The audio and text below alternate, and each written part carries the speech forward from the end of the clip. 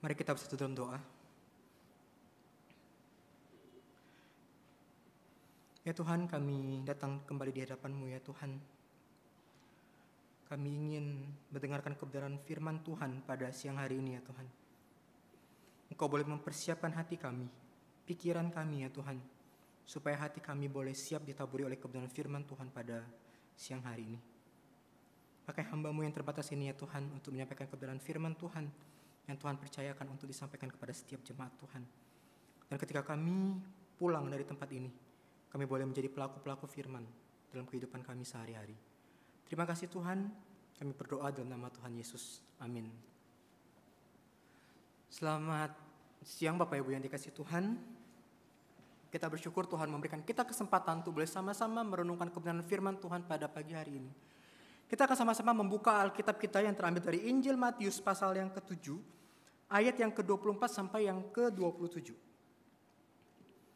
Injil Matius pasal yang ke-7, ayat yang ke-24 sampai yang ke-27.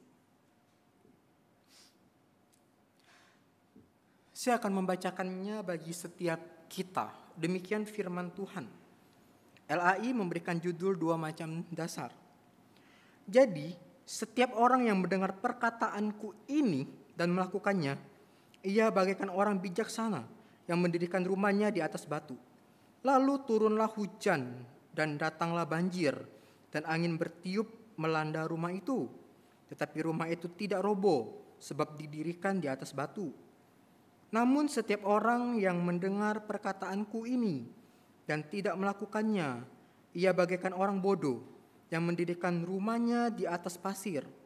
Lalu turunlah hujan dan datanglah banjir, dan angin bertiup melanda rumah itu, sehingga robohlah rumah itu, dan besarlah kerusakannya. Demikian pembacaan firman Tuhan pada siang hari ini. Bapak Ibu yang dikasihi Tuhan, kita tahu sebuah bangunan yang kokoh itu pasti memiliki pondasi yang kuat. Oleh karena itu, pondasi adalah sesuatu yang penting dalam sebuah bangunan. Setiap orang ketika dia mau membangun sebuah gedung atau rumah, pasti akan dimulai dengan membangun sebuah pondasi terlebih dahulu sebelum dia mulai membangun bangunan tersebut. Pondasi yang dibangun dengan bahan yang kuat dan digali semakin dalam bukan saja menentukan apakah sebuah bangunan itu bisa tegak berdiri atau mudah roboh, tetapi juga seberapa tingginya bangunan itu dapat didirikan. Ada banyak bangunan yang kelihatannya megah dan indah, tetapi kemudian harus roboh karena tidak memiliki pondasi yang kuat. Bapak Ibu yang dikasihi Tuhan, bagian yang kita baca tadi merupakan penutup dari rangkaian khotbah Yesus di bukit. Sehingga dari sini kita bisa melihat kesimpulan dari khotbah di bukit yang begitu panjang dan yang sangat luar biasa yang diajarkan oleh Yesus. Sehingga tujuan daripada kesimpulan ini adalah menunjukkan pentingnya ketaatan terhadap perintah-perintah Yesus. Bapak Ibu yang dikasihi Tuhan, sebelum kita melihat lebih jauh apa yang telah kita baca tadi, maka kita dapat melihat Bapak Ibu sekalian, dalam bagian sebelumnya, Yesus itu sudah memberikan 2 macam gambaran atau perumpamaan yang mirip dengan perumpamaan ini. Yaitu apa? Yang pertama adalah gambaran mengenai 2 gerbang atau pintu. Gambaran ini Bapak Ibu sekalian berbicara mengenai akhir dari perjalanan hidup. Yakni perjalanan menuju kehidupan atau kebinasaan. Kita bisa lihat dalam Matius pasal 7 ayat 13 dan 14 sampai 14. Lalu kemudian kita juga akan menemukan ada gambaran mengenai 2 macam pohon. Yaitu pohon yang baik dan tidak baik. Sehingga melalui buah yang dihasilkannya menunjukkan kualitas daripada pohon tersebut.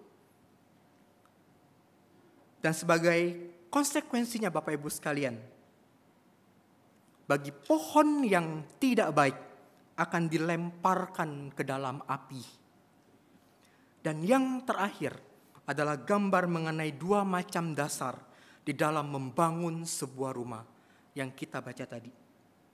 Oleh karena itu Bapak Ibu sekalian, ketiga perumpamaan ini adalah panggilan untuk bertindak, dan dari sini para pendengar dapat melihat ada kontras antara dua pilihan dari setiap perumpamaan tersebut. Nah Bapak Ibu yang dikasihi Tuhan, kita kembali ke perikop yang kita baca tadi. Melalui perumpamaan yang kita baca tadi Bapak Ibu sekalian, apa yang ingin Yesus sampaikan Bapak Ibu sekalian? Yesus ingin menyampaikan pesan ini kepada para pendengarnya. Yaitu yang pertama adalah di mana ada orang yang mendengarkan perkataan Yesus dan melakukannya. Siapa mereka? Apa kriterianya mereka? Apa kriterianya mereka orang-orang yang mendengarkan perkataan Yesus dan melakukannya? Mendengar perkataan Kristus bukan hanya sekedar berhenti di mendengar, melainkan juga mentaatinya. Mereka yang melakukan perkataan Kristus berarti sungguh-sungguh menjauhi dosanya dan melakukan tugas dan tanggung jawab yang Tuhan percayakan kepada mereka. Sehingga pikiran dan perasaan, perkataan dan perbuatan, serta kebiasaan dan tujuan hidupnya itu haruslah sesuai dengan apa yang Yesus katakan. Oleh karena itu Bapak Ibu sekalian, semua perkataan Yesus bukan saja hukum yang telah ditetapkannya, melainkan juga adalah semua kebenaran yang diungkapkannya harus kita lakukan. Oleh karena itu Bapak Ibu sekalian, bagi Yesus, setiap pengikutnya, setiap orang yang mengaku Yesus sebagai guru, Tuhan dan juru selamatnya harus mendengar dan melakukan firman-Nya. Maka kamu akan hidup. Sehingga hanya mereka yang mendengar dan melakukannya itulah yang akan memperoleh kehidupan. Hanya mereka yang mendengarkan firman Allah dan memeliharanya yang akan juga disebut orang yang berbahagia. Dan mereka juga akan disebut sebagai saudara di dalam Kristus. Bapak Ibu sekalian, dalam konteks perjanjian lama kita bisa melihat bahwa ketaatan itu sebagai hasil dari pendengaran yang benar akan firman Tuhan. Kita bisa lihat dalam Ulangan pasal 28 ayat yang ke-15. Di sana dikatakan demikian. Tetapi jika kamu tidak mendengarkan suara Tuhan Allahmu dan tidak melakukannya dengan setia segala perintah dan ketetapannya yang kusampaikan kepadamu hari ini, maka segala kutuk ini akan menimpa kamu. Lalu kemudian dalam Ulangan 31 ayat 12. Semua orang berkumpul supaya mereka mendengar, belajar takut akan Tuhan dan melakukan dengan setia segala perkataan hukum. Dan di perjanjian baru kita juga bisa menemukan betapa pentingnya mendengar dan ketaatan di dalam melakukan kebenaran firman Tuhan. Seperti dalam Roma pasal 2 ayat 13 dikatakan di sana, sebab bukanlah orang yang mendengar hukum Taurat yang dibenarkan di hadapan Allah, tetapi orang yang melakukan hukum Taurat lah yang akan dibenarkan. Oleh karena itu Bapak Ibu sekalian, dalam Yakobus pasal 1 ayat 22 sampai 25 sana dikatakan, hendaklah kamu menjadi pelaku firman dan bukan hanya menjadi pendengar. Bapak Ibu sekalian, kita bisa melihat begitu ya, dalam bahasa Ibrani maupun dalam bahasa Yunani, ini memiliki konotasi yang sama atau message pesan yang sama, bahwa seseorang itu belum betul-betul mendengar sampai dia melakukan firman itu.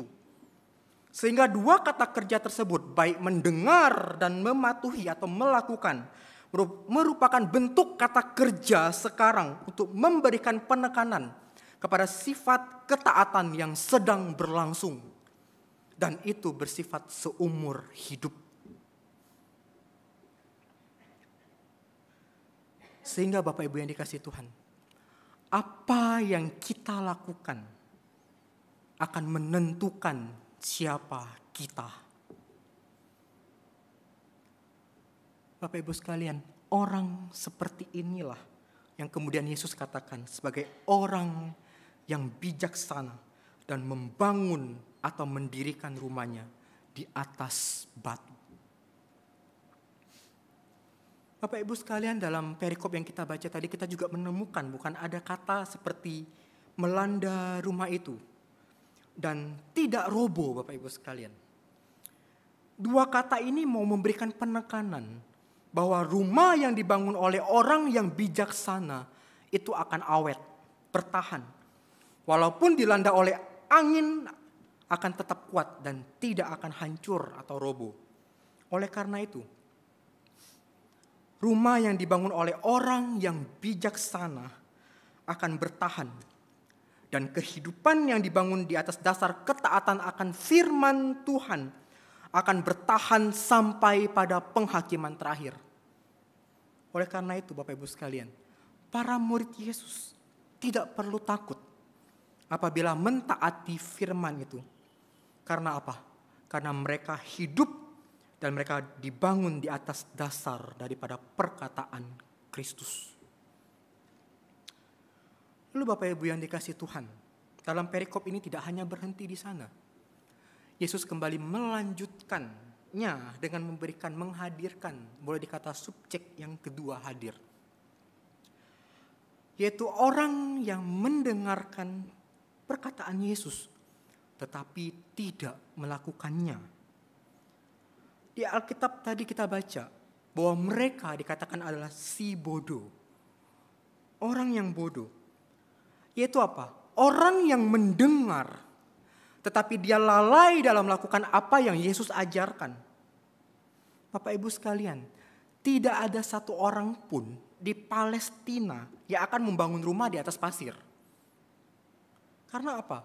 Karena ketika banjir bandang yang tiba-tiba datang, seringkali menghanyutkan bangunan seperti itu. Jadi Bapak Ibu sekalian, siapa yang dimaksud dengan bodoh dalam bagian ini? Dalam Mazmur dan Amsal dikatakan di sana bahwa orang bodoh adalah mereka yang meninggalkan Allah dari kehidupan mereka. Sehingga ketika hujan dan banjir datang akan menghancurkan rumah orang itu. Dan kemudian akan jatuh di dalam kehancuran yang total. Bapak Ibu yang dikasihi Tuhan, kehancuran yang besar merupakan sebuah gambaran dari penghakiman yang besar yang akan datang. Sehingga di dalam pasal 7 kita dapat melihat bahwa kehancuran itu dijanjikan kepada mereka yang memilih gerbang atau pintu yang lebar dan yang luas. Lalu kemudian kehancuran juga digambarkan di dalam pembakaran pohon-pohon yang tidak baik, yang tidak menghasilkan buah. Dan yang terakhir, kehancuran digambarkan melalui rumah yang dibangun di atas pasir. Oleh karena itu Bapak Ibu yang dikasihi Tuhan, dari sini kita bisa melihat ada sebuah invitation, ada sebuah ajakan untuk taat sekaligus peringatan bagi mereka yang tidak mau taat. Dan dari bagian ini Bapak Ibu sekalian, kita bisa melihat bahwa kedua orang ini sama-sama mendengarkan firman Tuhan, tetapi menghasilkan respon yang berbeda. Yang satu sangat jelas melakukan apa yang diperintahkan Tuhan. Dan yang satunya hanya berhenti di mendengar. Sehingga Bapak Ibu sekalian, sebagai hasilnya, apa yang mereka bangun itu pun berbeda secara kualitas. Orang yang mendengar dan melakukan firman akan memiliki pondasi yang begitu kuat. Tetapi rumah yang dibangun oleh orang-orang yang tidak mau melakukan firman itu dibangun di atas pasir. dan betul-betul nanti akan hancur runtuh pada saat penghakiman terakhir. Bapak Ibu sekalian, perbedaan antara hikmat dan kebodohan di dalam membangun kehidupan terletak kepada ketaatan kita kepada Yesus. Oleh karena itu dalam Mazmur 111 ayat yang ke-10 berkata demikian. Permulaan hikmat adalah takut akan Tuhan. Semua orang yang melakukannya berakal budi yang baik. Puji-pujian kepadanya tetap untuk selamanya. Jemaat yang dikasihi Tuhan, murid yang bijak akan hidup dan bertindak berdasarkan apa yang didengar dari sang guru mereka. Sedangkan orang bodoh hanya puas dengan hanya mendengar, tetapi dia tidak melakukan apa-apa. Sehingga ada yang mengatakan, siapa mereka? Mereka bisa dikatakan sebagai orang-orang Kristen palsu. Bapak Ibu yang dikasihi Tuhan. Dan nanti kita juga bisa melihat kontras perbandingan antara hikmat orang bijak dan orang bodoh ini. Yang nanti juga menjadi inti daripada perumpamaan tentang pengiring pengantin di dalam Matius pasal 25 ayat yang pertama sampai yang ke-13.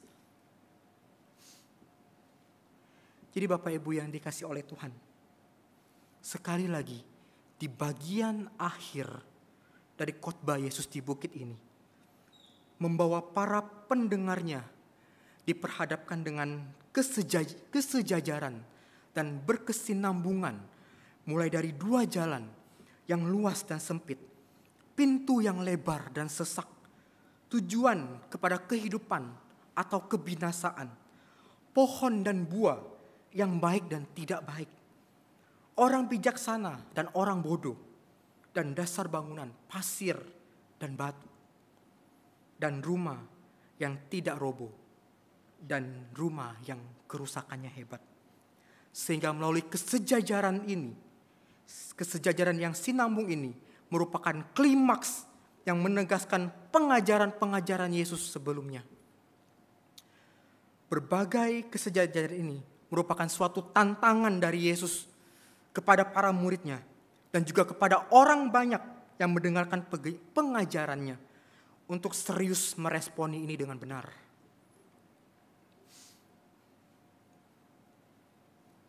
Jemaat yang dikasihi oleh Tuhan, sebagai orang yang mengaku percaya kepada Kristus, sebagai murid-murid Kristus, Yesus ingin menunjukkan kepada setiap kita bahwa ada hal yang harus kita lakukan sebagai pengikutnya, yaitu membangun kehidupan kerohanian kita dengan pondasi yang kuat melalui kebenaran firman Tuhan. Melalui firman Tuhan itulah kita mengenal siapa Tuhan dan bagaimana kita harus hidup. Firman Tuhan memiliki otoritas untuk mengajar dan mengubah kehidupan kita. Seperti apa yang dikatakan di dalam 2 Timotius pasal 3 ayat yang ke-16. Segala tulisan yang diilhamkan Allah memang bermanfaat untuk mengajar, untuk menyatakan kesalahan, untuk memperbaiki kelakuan, dan untuk mendidik orang di dalam kebenaran. Bapak Ibu yang dikasihi Tuhan, Tuhan tidak ingin kita itu hanya menjadi pendengar firman, tetapi Dia ingin kita juga menjadi pelaku firman Tuhan itu. Sehingga dengan demikian iman kita bisa mengalami pertumbuhan dan memiliki pondasi yang begitu kuat. Sehingga apabila terjadi badai yang menghantam kehidupan kita, maka engkau dan saya tidak akan mudah goyah. Dan kita akan tetap kuat. Jadi Bapak Ibu yang dikasihi Tuhan, sehebat apapun kita mengetahui doktrin atau segala pengetahuan tentang kitab suci, tetapi jika kita tidak melakukannya, tidak ada gunanya sama sekali. Dan itu tidak cukup untuk membawa kita kepada kehidupan yang kekal. Oleh karena itu ini yang kemudian Yesus peringatkan, bukan? Di dalam Matius pasal 7. Bukan orang yang berseru-seru Tuhan, Tuhan yang akan masuk kerajaan sorga, melainkan mereka yang melakukan kehendak Bapakku. Bapak Ibu yang dikasihi Tuhan, kita mulai perlu untuk mengevaluasi kehidupan kerohanian kita. Selama ini kita membangun kehidupan kerohanian kita seperti apa? Bagaimana relasi kita dengan Tuhan? Berpuluh-puluh tahun menjadi orang Kristen. Apakah kita betul-betul mengenal Allah? Apakah kita betul-betul sudah melakukan apa yang Tuhan mau dalam kehidupan kita?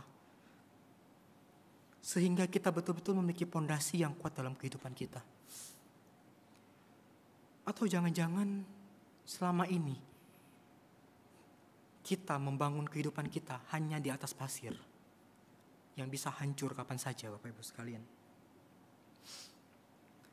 Kita perlu bergumul bersama dengan Tuhan, melihat diri kita yang tahu adalah hanya Engkau dan saya dan Tuhan secara pribadi. Bangunlah pondasi yang kuat itu bersama keluarga Anda, komunitas Anda. Bapak Ibu yang dikasihi Tuhan, baru-baru ini terjadi sebuah banjir yang cukup besar di salah satu di ibu kota di Alaska, yang bernama Juneau. Ini merupakan banjir yang memecahkan rekor, di mana telah menghancurkan 2 bangunan di Alaska. Mau gak mau dengan banjir seperti ini, pejabat harus melakukan evakuasi pada saat itu, Bapak Ibu sekalian.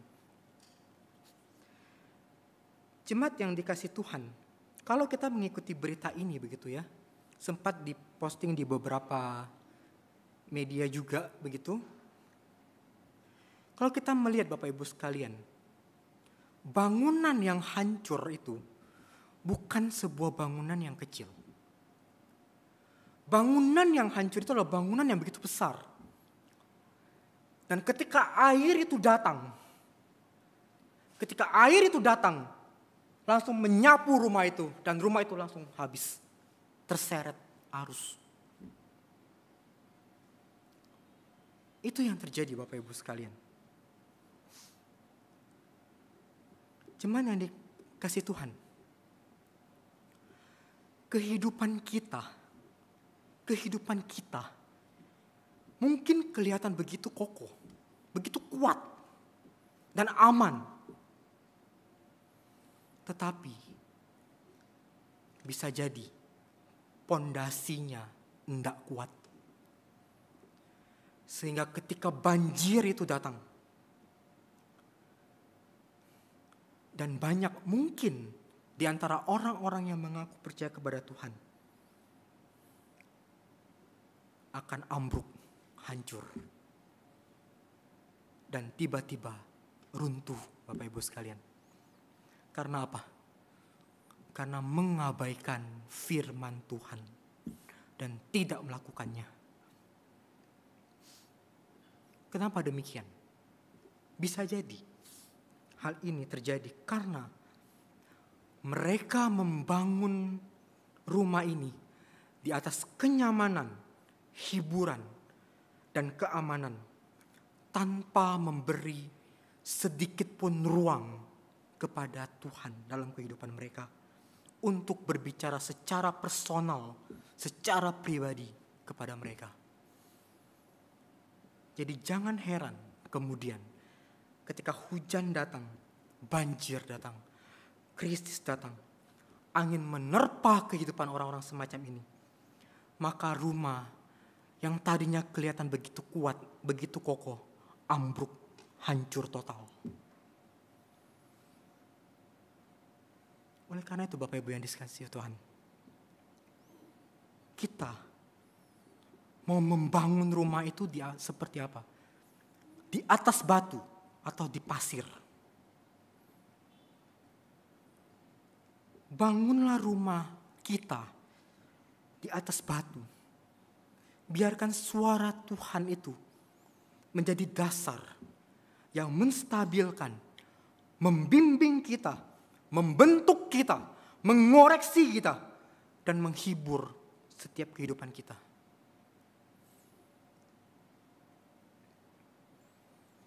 Bapak Ibu yang dikasihi Tuhan, jangan hanya puas dengan pengetahuan kita tentang Alkitab.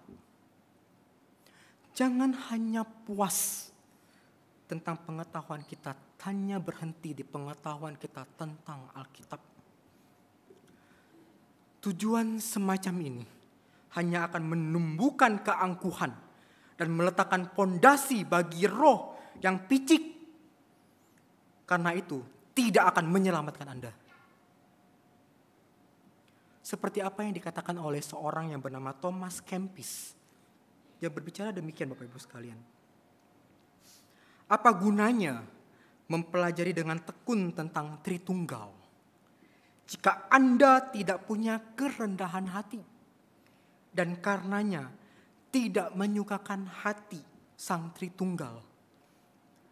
Perkataan luhur tidak membuat seorang menjadi adil atau suci, tapi menjalani kehidupan yang baik membuatnya disayang oleh Allah. Saya jauh lebih memilih untuk merasa sangat kurang daripada merasa mampu untuk mendefinisikannya.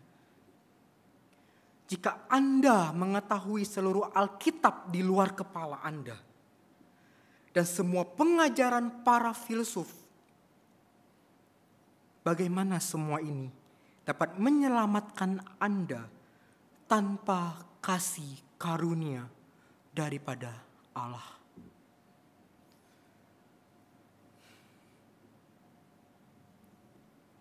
Bapak Ibu yang dikasihi Tuhan, bagaimana kita dapat disebut sebagai orang-orang yang telah melakukan kebenaran firman Tuhan? Apa hasilnya? Apa resultnya ketika engkau dan saya dikatakan adalah orang yang melakukan firman Tuhan? Hasilnya adalah Bapak Ibu sekalian, kita menghasilkan buah-buah roh.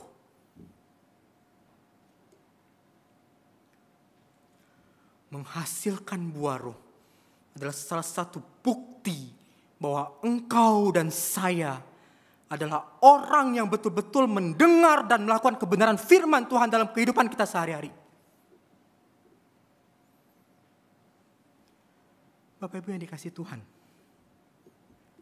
ada seorang pria datang ke gereja. Ia suka sekali mendengarkan firman Tuhan. Suka mendengarkan khotbah-khotbah yang begitu baik. Dia datang bersama dengan keluarganya. Dia suka mendiskusikan tentang Alkitab, Bapak Ibu sekalian. Mereka datang beribadah seminggu 2 kali. Datang beribadah. Bapak Ibu sekalian, tapi sebuah ironi Bapak Ibu sekalian. Di gereja kelihatan seperti orang baik. Tetapi di rumah karakternya berbeda sama sekali. Dia adalah seorang yang kejam.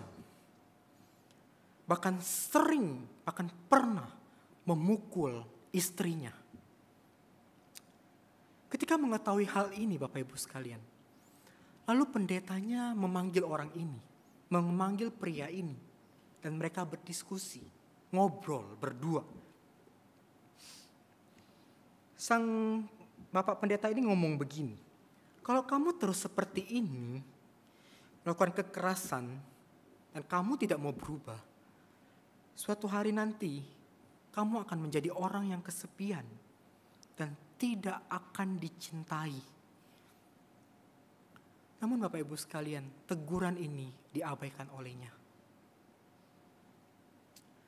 Akhirnya Bapak Ibu sekalian, benar apa yang dikatakan oleh sang Bapak Pendeta itu. Istri meninggalkannya. Dan para putrinya, anak perempuannya yang sudah menikah pun menolaknya. Dan saat ini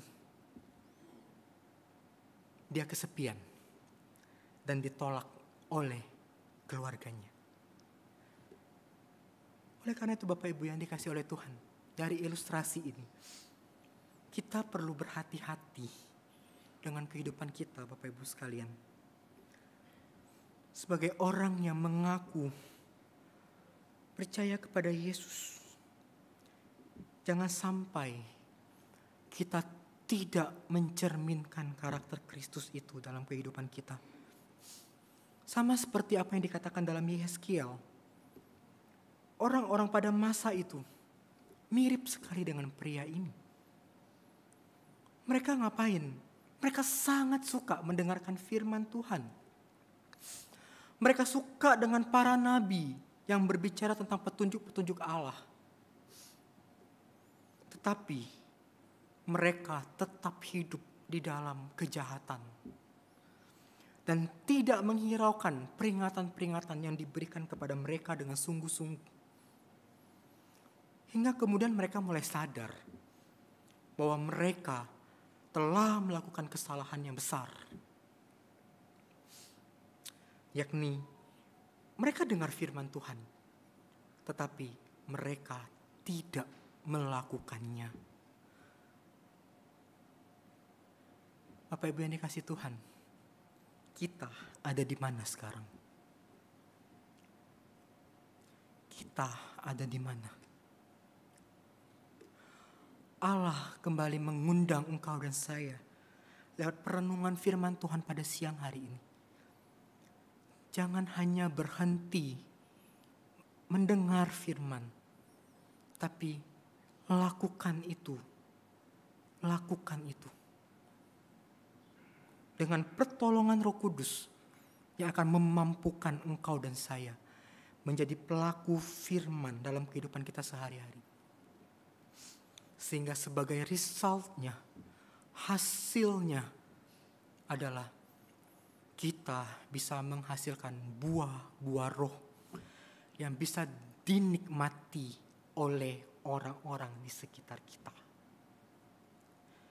Dan kehidupan kita bisa mempermuliakan nama Tuhan. Dan yang pasti Bapak Ibu sekalian, kita pasti akan punya pondasi kehidupan yang sangat kuat dan sangat kokoh. Karena apa? Karena kita sadar, kita mulai tahu kepada siapa kita bersandar, yaitu Allah dalam diri Kristus Yesus yang datang untuk menjumpai engkau dan saya secara pribadi. Kiranya melalui perenungan ini, kita boleh terus berjuang, tidak hanya menjadi pendengar firman, tapi lakukanlah firman itu siang dan malam, setiap hari, sampai kita bertemu dengan Tuhan. Mari kita berdoa.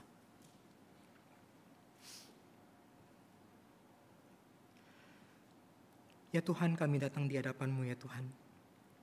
Kami sadar sebagai manusia berdosa, kami memiliki kelemahan dalam diri kami. Terkadang kami gagal di dalam melakukan apa yang Tuhan mau dalam kehidupan kami. Tetapi hari ini, Tuhan kembali mengundang kami, mengingatkan kami untuk menjadi pelaku firman Tuhan dalam kehidupan kami. Tuhan tolong kami, setiap pribadi lepas pribadi yang hadir pada hari ini. Engkau mengenal kami, Engkau mengenal setiap pergumulan kami, kesulitan kami ya Tuhan, dan tantangan yang harus kami hadapi ketika kami menjalankan firman Tuhan dalam hidup kami. Kiranya Roh Kudus memampukan kami, memberikan kami kekuatan untuk boleh terus setia hidup sesuai dengan kebenaran firman Tuhan. Dan sebagai anak-anak Tuhan, kami boleh memiliki pondasi kehidupan yang kuat di dalam Kristus. Dan kami tidak takut dan kami tidak gentar ketika ada badai mengguncang kehidupan kami. Karena kami yakin dan kami percaya dengan siapa kami bersandar, yaitu kepada Kristus. Terima kasih Tuhan. Kami berdoa, kami bersyukur dan berterima kasih untuk firman Tuhan hari ini. Hanya di dalam nama Tuhan Yesus kami berdoa. Amin. Tuhan Yesus memberkati setiap kita.